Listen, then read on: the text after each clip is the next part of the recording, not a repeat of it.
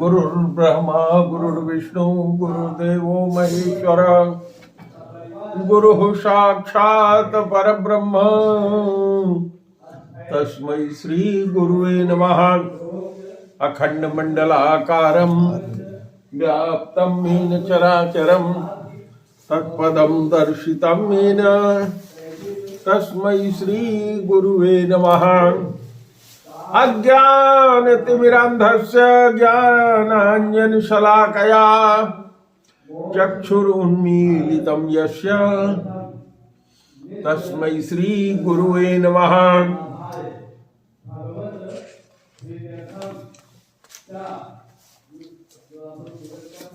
सच्चिदानंद रूपाय विश्वोत्पत्त्यादिहेतवे तापत्रय विनाशाय श्रीकृष्णाय वयं नमः।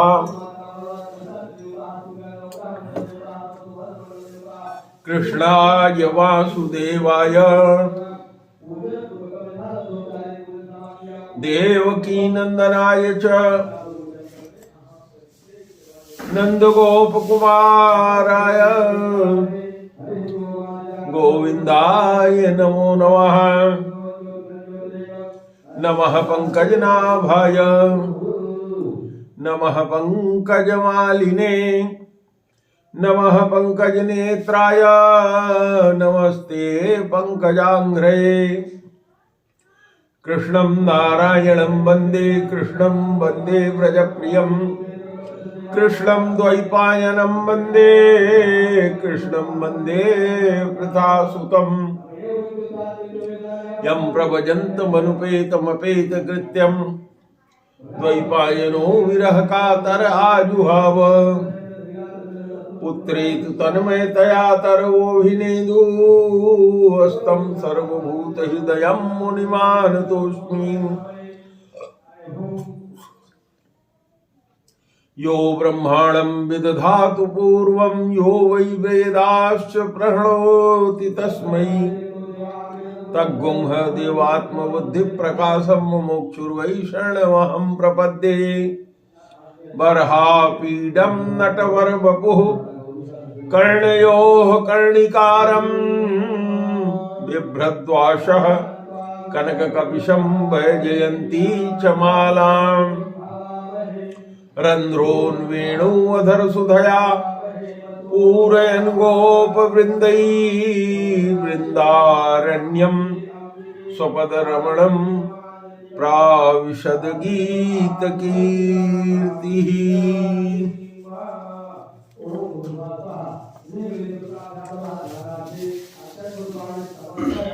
हमारे सामने उपस्थित सभी भक्तिमती माताओं, सभी भक्ति युक्त भाइयों, बड़े भाग्य से अवसर आता है कि जब श्रीमद् भागवत की कथा होने कराने का और सुनने का अवसर मिलता है।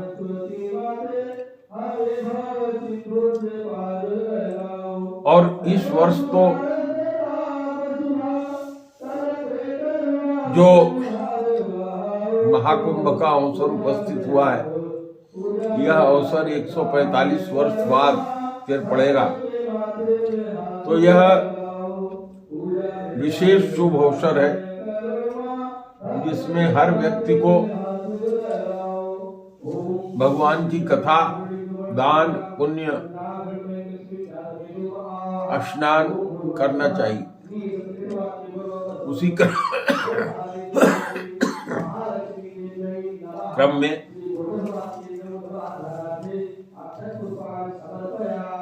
हम लोग आज कथा करेंगे।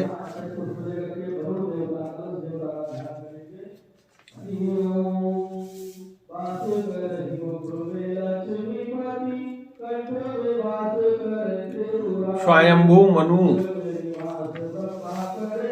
के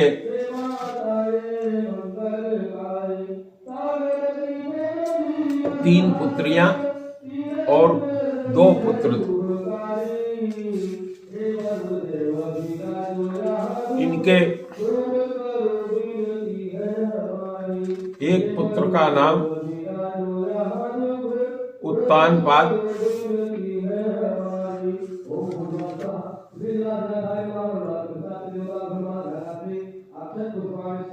और दूसरे का नाम प्रियव्रता।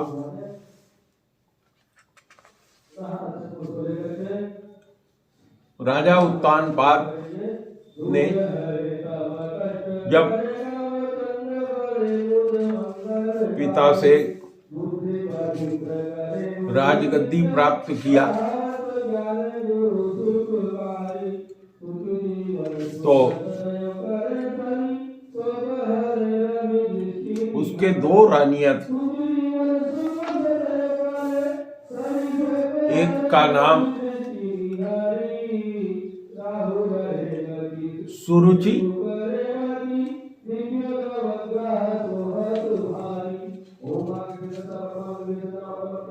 और दूसरी का नाम सुनीति था।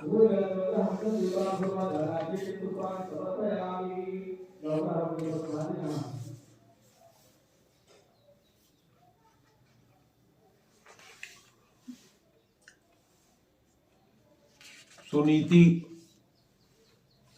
से राजा की शादी पहले हुई थी और बाद में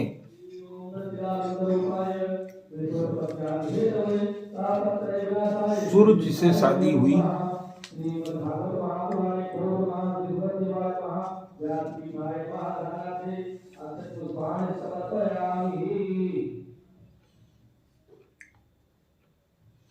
सुनीति वही कार्य करती थी जो उचित होता था, नीति के अनुसार होता था।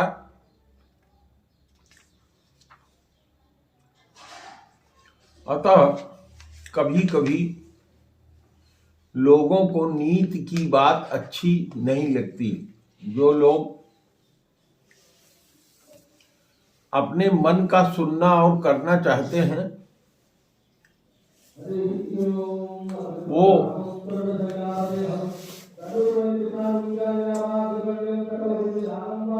सुरुचिपूर्ण कार्य ही करना चाहते हैं, इसलिए सुरुचि उनको बहुत प्यारी थी।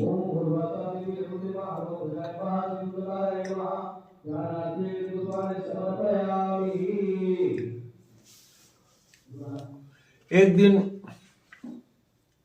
राजा उत्तानपाद जो सुरुचि से उत्पन्न हुआ था, सुरुचि से उत्पन्न पुत्र उत्तम को गोद में बैठाकर प्यार कर रहे थे। उसी समय उनकी पहली पत्नी से उत्पन्न पुत्र ध्रुव आ गया और राजा ने उसके आने पर उसका कोई सत्कार या कोई स्वागत नहीं किया। वो आया, ये राजा को कहने का तात्पर्य है कि बहुत अच्छा नहीं लगा। और जब वो अपने बाप की गोद में बैठना चाहा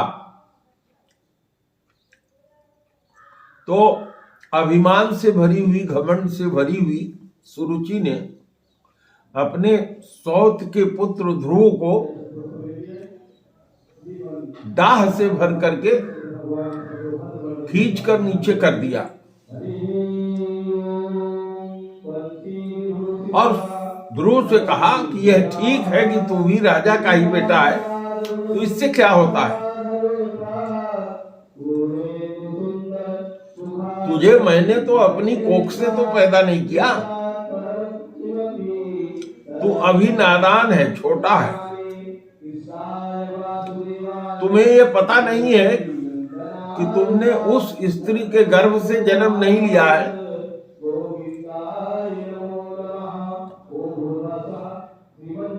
जिससे तुम्हें राजा बनाया जा सके। और तुम्हें अगर राज सिंहासन की इच्छा है तो जाओ तपस्या करके परम पुरुष श्री नारायण को प्रसन्न करो, जिससे वो प्रसन्न होकर के यह वरदान दे कि अगली बार तुम हमारे गोद से पैदा हो ताकि तुमको गद्दी मिल सके। जब इस प्रकार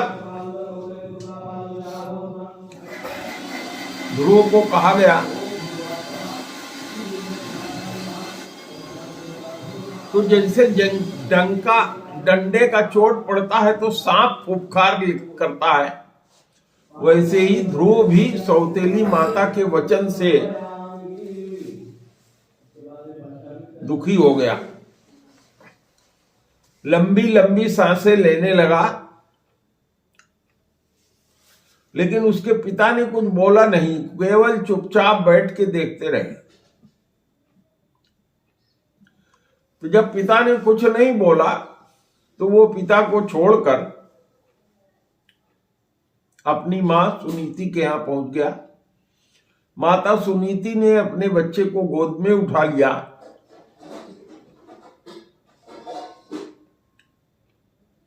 और दूसरे लोगों ने जो वहां खड़े होकर के बातें सुनी थी, उन्होंने सुनीति को बताया जो घटना हुई थी। तो सुनीति को भी बहुत दुख हुआ।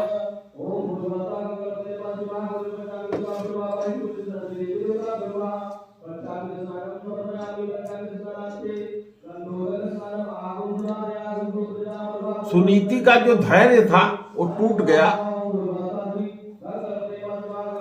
और जैसे जंगल में दावा न लग जाता है, आग लग जाती है, उसी तरह से उसके हृदय में दुख की ज्वाला फफक उठी और वो प्रकट इसको नहीं कर पाई। इसके कारण उसका पूरा शरीर और चेहरा सुनीति का मुरझा गया।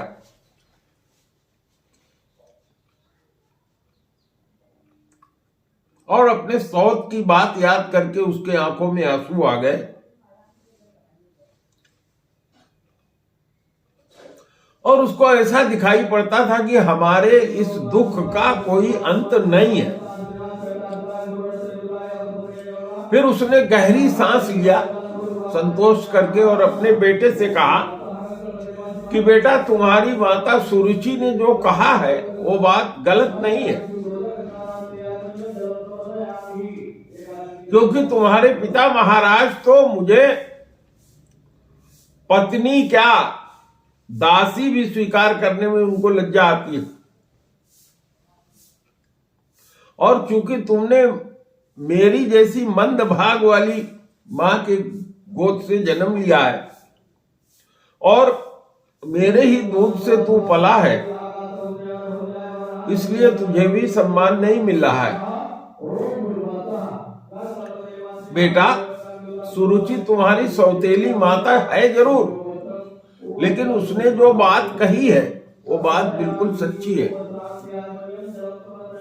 और अगर तू राजकुमार उत्तम की तरह से सिंहासन चाहता है, बैठना चाहता है, तो द्वेष का भाव छोड़ करके जो तुम्हारी माता ने कहा है कि भगवान श्री नारायण की उपासना करो, तो भगवान के चरण कमलों की आराधना में तुम लग जाओ।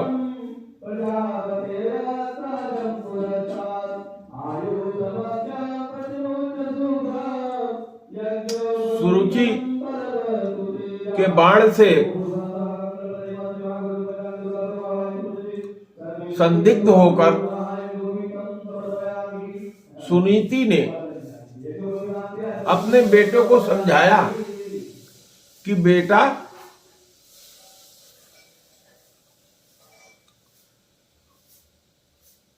तेरे परदादा जो ब्रह्मा जी हैं, क्योंकि ये मनु के पुत्र थे और मनु पुत्र थे ब्रह्मा जी के, तो तेरे परदाता जो ब्रह्मा जी हैं उनको सारे ब्रह्मांड में समस्त देवताओं में सर्वोच्च पद भगवान हरि की कृपा से ही मिला है।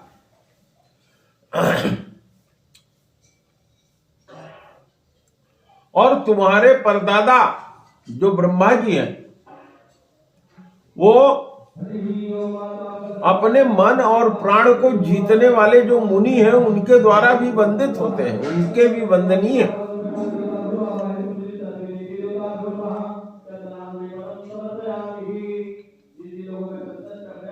और बेटा तुम्हारे दादा यानी स्वयंभू मनु ने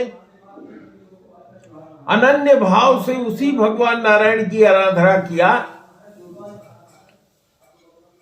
और उन भक्त वत्सल भगवान का आश्रय लेने के कारण ही तुम्हारे दादा को मोक्ष प्राप्त हुआ। तो हे बेटा ध्रुव, तू भी भक्तवत्सल भगवान का ही आश्रय लो, उन्हीं की उपासना करो।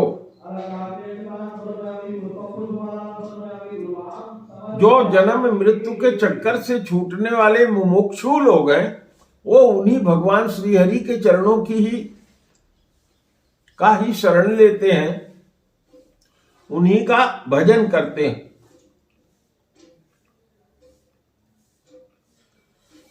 तो ये कथा तो मैत्रेय जी सुना रहे हैं विदुर को। तो मैत्रेय जी ने कहा कि सुनीति ने जो इस तरह से अपने बेटे ध्रुव को कहा,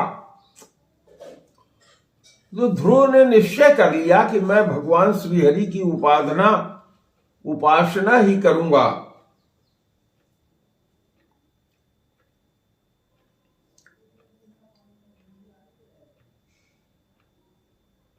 और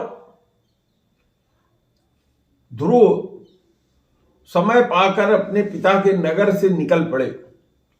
और जब यह समाचार नारद मुनि को पता चला, तो उन्होंने आकर के ध्रुव के मस्तक पर अपना पाप नाश करने वाला हाथ कर कमल फेरा।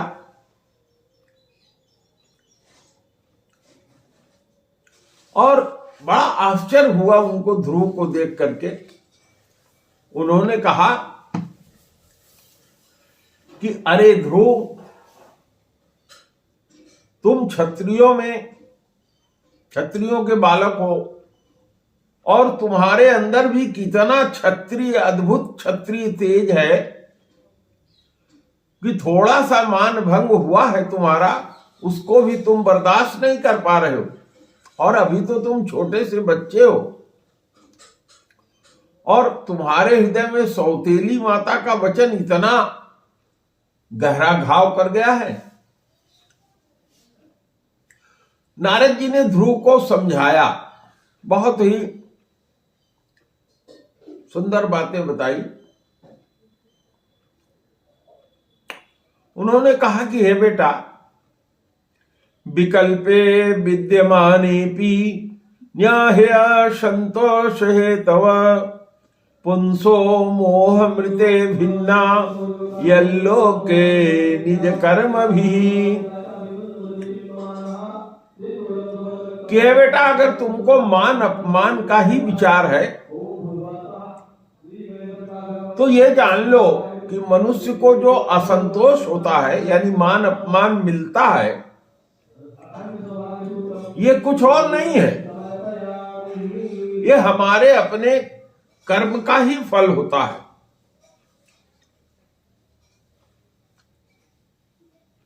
और नारद जी ने समझाया कि बेटा, भगवान की जो गति है बड़ी विचित्र है।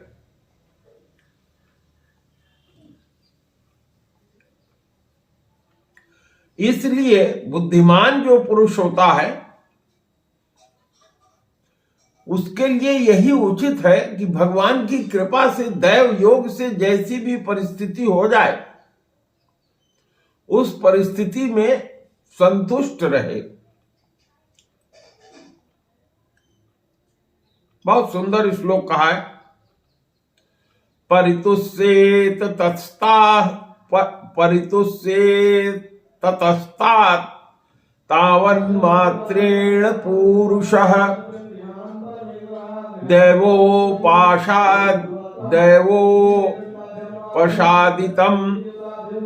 यावद्वीक्षे ईश्वर गतिं बुधा।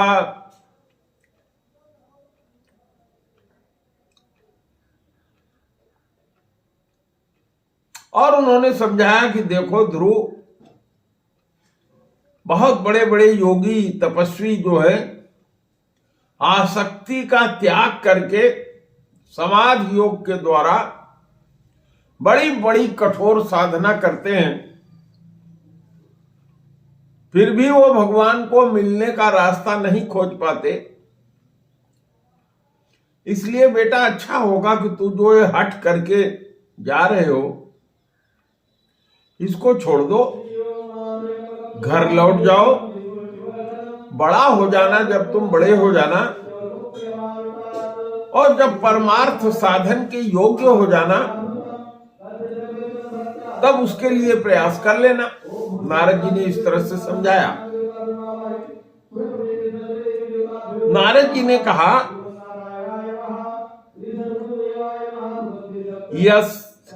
यस्य यद दैव विहितम सतेन सुख दुःखयो आत्मानं तोषयन् देहि तमसः पारमृक्षति। जो कर्म हमने किया है उसके अनुसार विधाता विधान बनाता है और उस विधान के अनुसार जो कुछ भी हमको सुख दुख प्राप्त हो उसी में चित्त को संतुष्ट रखना चाहिए। और कहा कि जो जीव, जो पुरुष या महिला इस तरह से रहता है, संतुष्ट रखता है अपने चित्त को, वो इस मोहमय संसार से पार हो जाता है। और उन्होंने आगे भी समझाया कि देखो ध्रुव, जितना तुम्हारे अंदर गुण है उससे ज्यादा गुणवान यदि कोई व्यक्ति आ जाए तो प्रसन्न होना चाहिए, और तुमसे कम गुण वाला यदि कोई आ जाए तो उस पे दया रखनी चाहिए, और जो तुम्हारे समान गुण वाला है उससे मित्रता रखनी चाहिए। ये नीति की बात समझाया उन्होंने।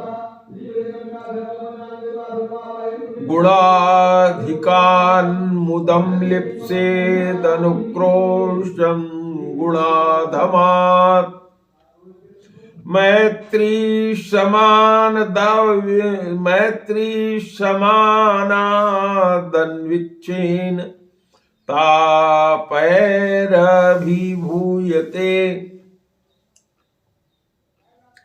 ध्रुव ने बड़े शांति से सुन लिया और उसने नारद जी से कहा कि हे महाराज,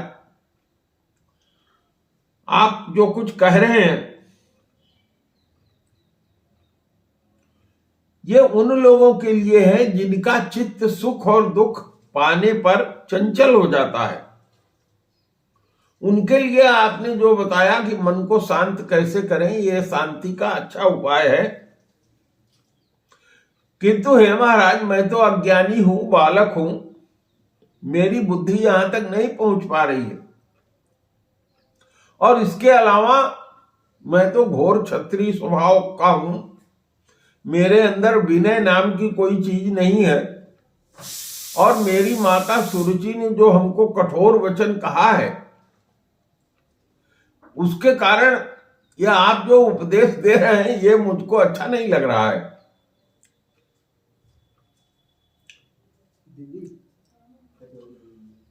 तो हे ब्राह्मणों में श्रेष्ठ,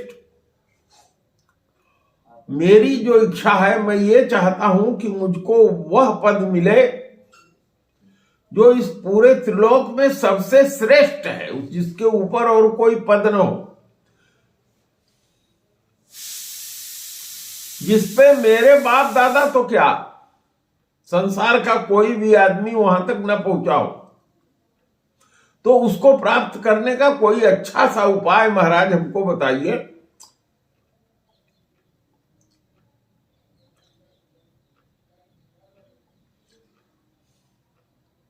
पदम त्रिभुवनोत्कृष्टम जिगीषो साधु वर्तमे ब्रूहि अस्मत्तिपृत्तिर्ब्रह्मण्येरन्यधिष्ठितम्।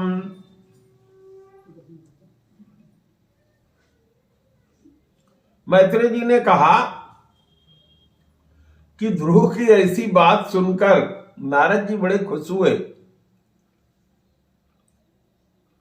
और उस पर कृपा करके उन्होंने कई उपदेश उसको दिया।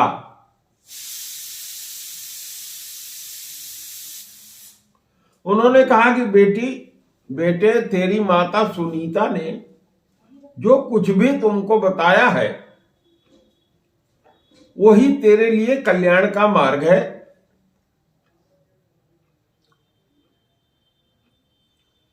जनन्या विहितः पंथा सवे निःश्रेयसस्यते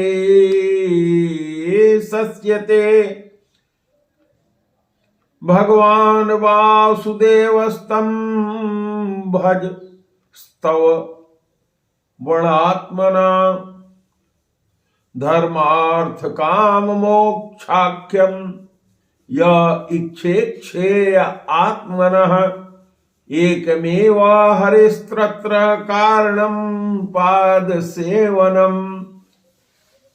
जिस भी पुरुष को अपने धर्म अर्थ काम मोक्ष या पुरुषार्थ की अभिलाषा हो उसको प्राप्त करने का एकमात्र उपाय है श्री हरि के चरण की वंदना।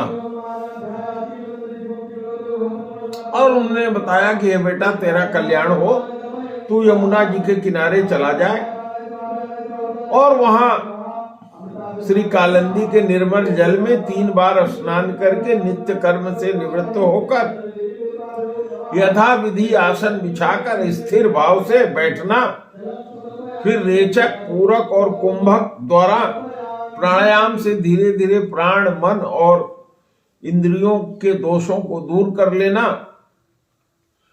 मन को धर्मयुक्त करके परम गुरु श्री भगवान का इस प्रकार ध्यान करना कि भगवान के नेत्र और मुख निरंतर प्रसन्नता से भरे रहते हैं।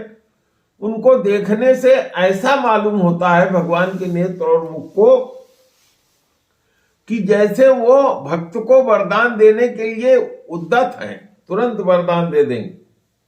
उनकी नासिका, भगवान की जो नाक है, नासिका, उनके आंखों की भौहें और उनके कपोल, गाल बहुत ही सुंदर हैं। और वो भगवान तो समस्त देवताओं में सबसे सुंदर है। और नारद जी ने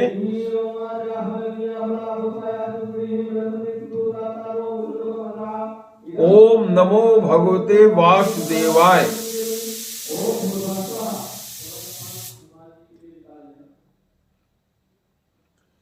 कहा, ये मैं तुझे मंत्र दे रहा हूं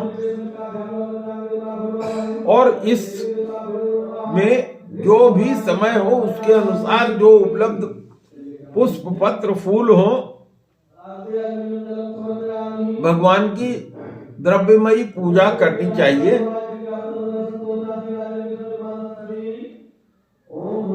और हे ध्रुव, तुम जंगल में चूंकि जा रहे हो तो भगवान का पूजन शुद्ध जल, पुष्पमाला, जंगली मूल फल,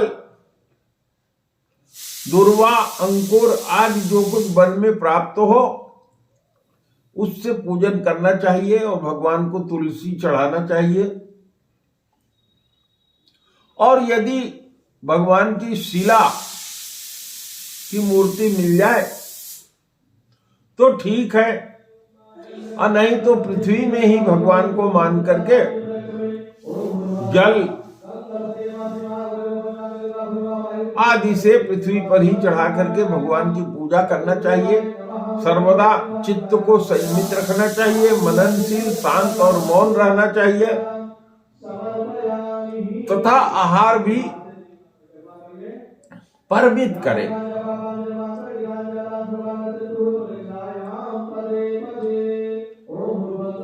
इसके अलावा श्री हरि ने बार बार अवतार लेकर जो मनोहर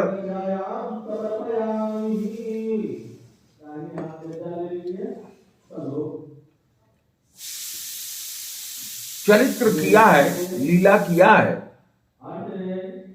उसका मन ही मन चिंतन करते रहना चाहिए।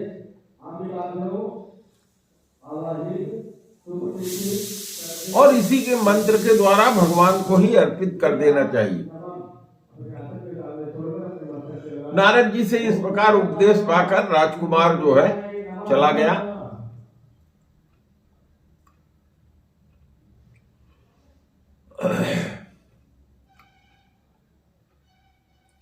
और उधर नारद जी महाराज उत्तानपाद के महल में पहुंचे।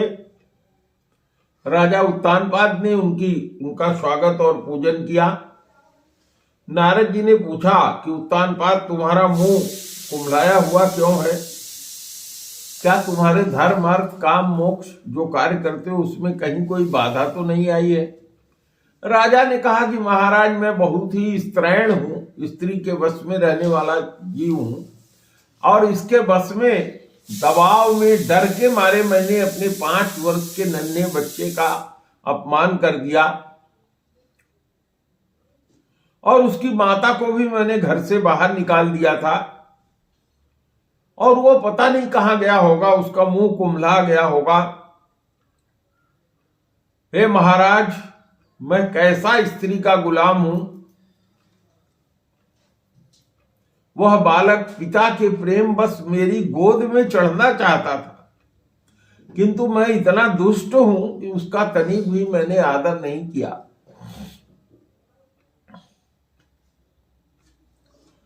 नारद जी ने कहा कि हे उत्तानपाद, तुम अपने बालक की चिंता न करो। तुम्हारे बालक के रक्षक भगवान है, और तुम्हें अपने बालक के प्रभाव का पता नहीं है। और तुम्हारे पुत्र का प्रभाव तो, यश तो सारे संसार में फैल रहा है। तुम्हारा बालक बहुत परम समर्थ है, जिस काम को बड़े बड़े लोकपाल भी नहीं कर पाए, उसको जल्दी ही पूरा करके तुम्हारा पुत्र जो है वापस आएगा। इस प्रकार से मैत्रेय जी ने कहा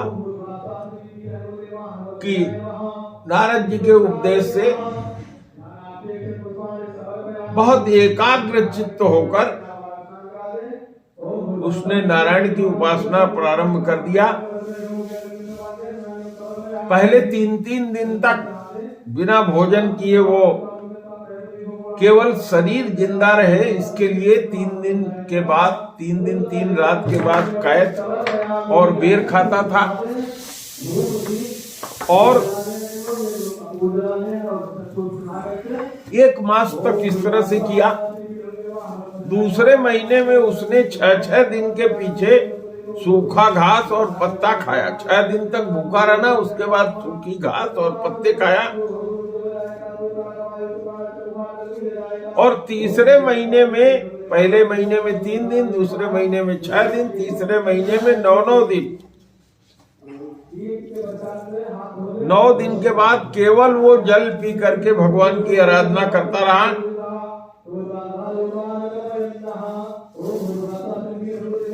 एक प्रसाद हुई में शामिल कर दो भैया, मैं तो और एक चौथे महीने में उसने सांस को जीत लिया। क्या और 12-12 दिन के बाद केवल वायु पी करके ध्यान योग द्वारा भगवान की आराधना किया। 3 दिन, 6 दिन, 9 दिन और 12 दिन चौथे महीने में। और 5वें महीने में उसने सांस को भी जीत लिया और परब्रह्म का चिंतन करते हुए एक पैर पर खंभे की तरह से खड़ा हो गया। और उस समय ध्रुव ने जो शब्द और इंद्रियों आदि का नियामक मन है, उसको सब ओर से खींच लिया तथा उसको अपने हृदय में स्थित करके भगवान में लगा दिया।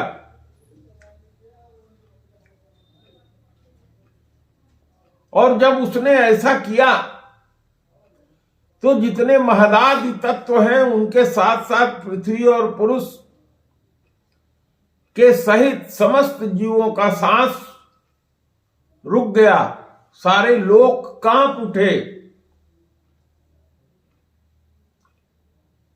और जब राजकुमार ध्रुव एक पैर से खड़ा हुआ तो जिस पैर से वो खड़ा हुआ था उसके अंगूठे से दब करके धरती उस तरफ की झुक गई।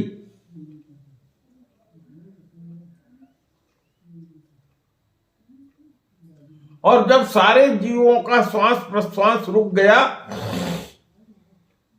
तब देवताओं ने जाकर के भगवान की उपासना किया और कहा कि हे प्रभु, अस्थावर जंगम जितने भी जीव हैं सबका शरीर में प्राण एक साथ रुक गया है। ऐसा हम लोगों ने पहले कभी अनुभव नहीं किया। हम लोग आपके शरण में आए हैं, इस दुख से छुड़ाइए। भगवान ने कहा कि हे देवताओं, तुम लोग डरो मत। उत्तानपाद का पुत्र जो ध्रुव है उसने अपने चित्त को मेरे विश्वात्मा में लीन कर दिया है। इससे उसका चित्त और विश्व आत्मा, सारा ब्रह्मांड उसी के साथ संलग्न हो गया है और मेरे साथ उसकी अभिधारणा जो है मिलकर के एक हो गई है, सिद्ध हो गई है। तुम लोग अपने अपने लोक को जाओ, मैं अभी उस बालक के पास जा करके उसको तपस्या से मुक्त करूंगा, उसकी इच्छा पूर्ण करूंगा। भगवान ने जब इस तरह से कहा तो देवता लोग अपने घर को लौटे। तत्पश्चात भगवान गरुड़ देव पर सवार होकर के अपने भक्त को देखने के लिए मधुवन में आए, जहां वो तपस्या कर रहा था। और उन्होंने देखा कि ध्रुव जो है तीव्र योगाभ्यास के द्वारा एकाग्र जो अपनी उसने बुद्धि किया था, वो अपने हृदय में बिजली के समान चमकने वाले भगवान के स्वरूप का ध्यान कर रहा है। और जब भगवान वहां पहुंचे तो वो जो भगवान का स्वरूप उसके हृदय में था वो विलीन हो गया, गायब हो गया। और इस प्रकार घबरा करके उसने जैसे ही नेत्र खोला, उसने देखा कि जो स्वरूप मेरे हृदय के अंदर था वो बाहर खड़ा है। और बड़ा आश्चर्य हुआ ध्रुव को, प्रेम में वो बेहबल हो गया। पृथ्वी पर लेट करके उसने प्रणाम किया और भगवान को अपने नयनों से ऐसे देखने लगा जैसे कि आंखों से उनको पी जाएगा।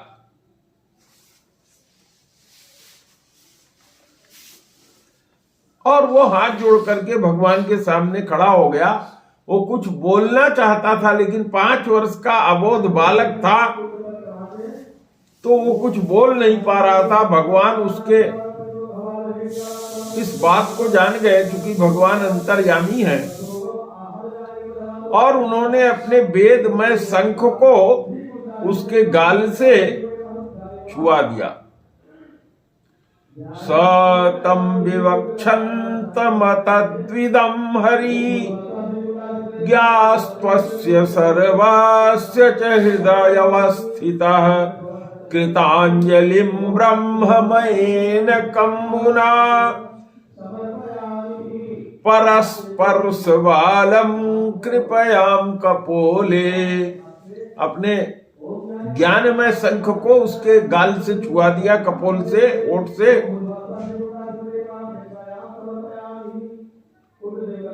और जैसे ही भगवान ने छुआया उसको वेद की वाणी, दिव्य वाणी प्राप्त हो गई।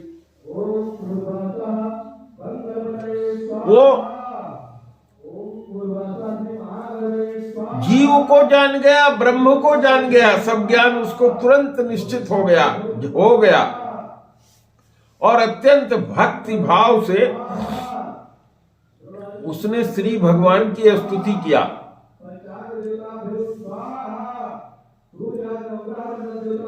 बहुत ही सुंदर स्तुति उसने किया। लगभग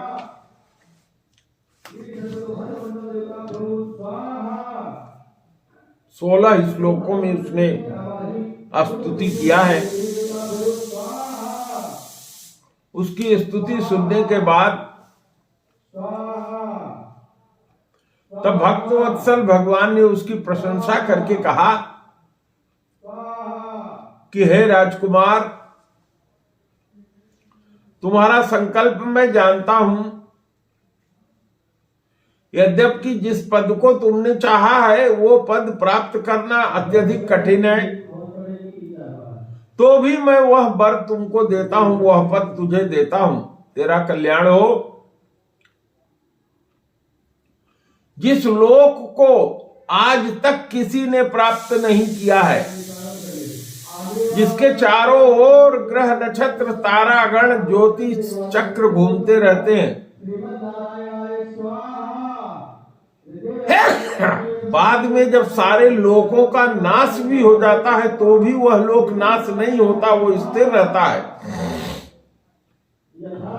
वो ध्रुव लोक मैं तुमको देता हूं और यह भी कहता हूं कि जब तू यहां से लौट के जाएगा, तेरे पिता तुमको राज सिंहासन दे करके वन को चले जाएंगे। तू 36,000 वर्ष तक पृथ्वी का पालन करेगा, लेकिन तेरी इंद्रियों की शक्ति कभी क्षीण नहीं होगी। आगे तुम्हारा भाई उत्तम जंगल में जाएगा और मारा जाएगा। तेरी माता सुरुचि जंगल में उसे खोजती हुई जाएगी और जंगल के लगे हुए आग में वो जल जाएगी।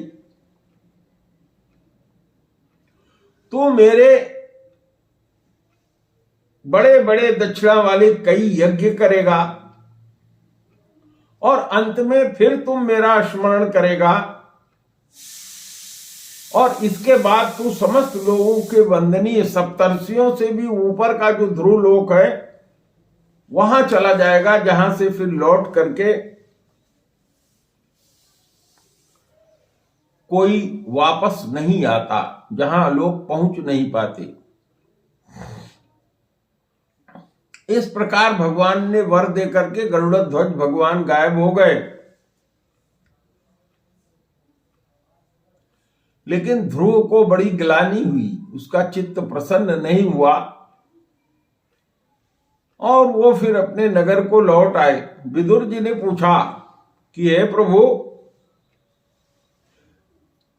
परम पद तो अत्यधिक दुर्लभ है। ध्रुव जी ने उसको प्राप्त कर लिया,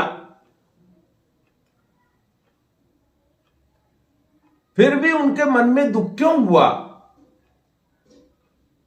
तब मैत्रेय जी ने कहा कि ध्रुव का जो हृदय था वो अपने सौतेली माता के वाणी रूपी बाण से छिन्न भिन्न हो गया था और जब वो वर मांग भी रहा था तो भी उसको अपने सौतेली माता की याद बनी हुई थी। इसीलिए उसने भगवान से मुक्ति नहीं मांगा और जब भगवान का दर्शन होने से उसके मन का मनोमालिन्य दूर हो गया, मन का मैल मिट गया, तब उसको अपने इस भूल का पश्चाताप हुआ और ध्रुव जो है कहने लगा कि जो सनकादिक आदि ऋषि सैकड़ों जन्मों के बाद नहीं प्राप्त कर पाते हैं, उन भगवान के चरणों को मैंने 6 महीने में प्राप्त कर लिया, किंतु मेरे चित्त में एक दूसरी वासना बनी हुई थी जिसके कारण मैं फिर भगवान से दूर हो गया। मैं मंदभाग्य हूं, मेरा भाग्य खोटा है, क्योंकि तभी तो भगवान के परम पदों में पहुंच जाने के बाद भी मैंने उनसे ये नाशवान वस्तु संसार ही मांगा, माया मांगा।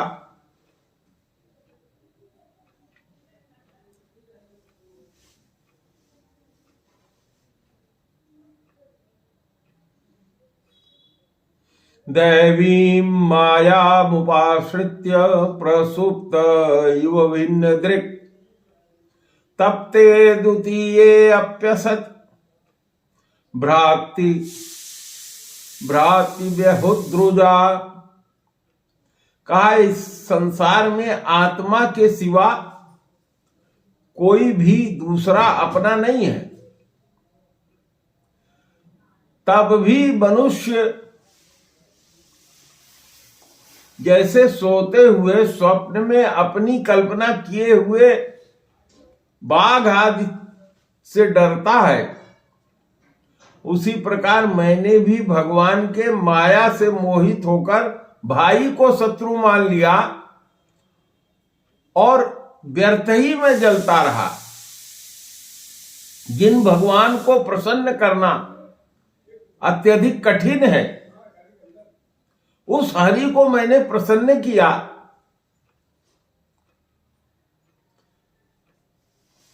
लेकिन उस भगवान से मैंने बंधन करने वाला यह संसार ही मांगा। मैं बड़ा पुण्यहीन हूं।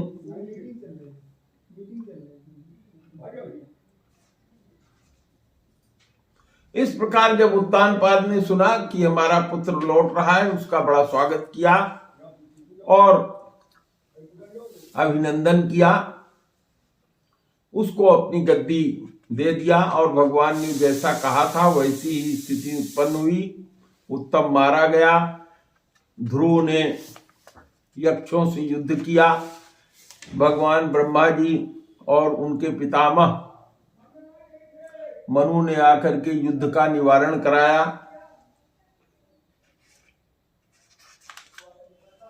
अंत में मृत्यु ध्रुव के नजदीक आई।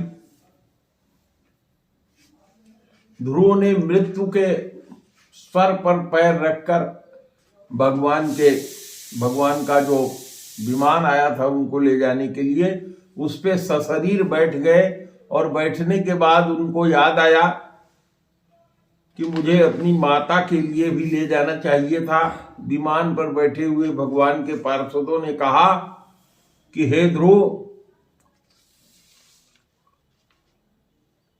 तुम्हारी मां जो देखो सामने ऊपर एक विमान जा रहा है, उसमें तुमसे पहले ही भगवान की कृपा से वहां जा रही है।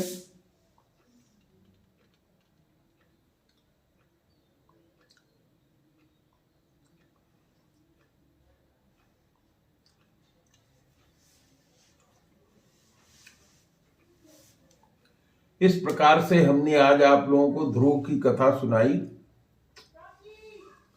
श्री राम जय जय राम, जय सिया राम जय सिया राम, जय रघुनंदन जय सिया राम, सीताराम जय सीताराम। प्रेम से बोलो गुरुदेव भगवान की जय।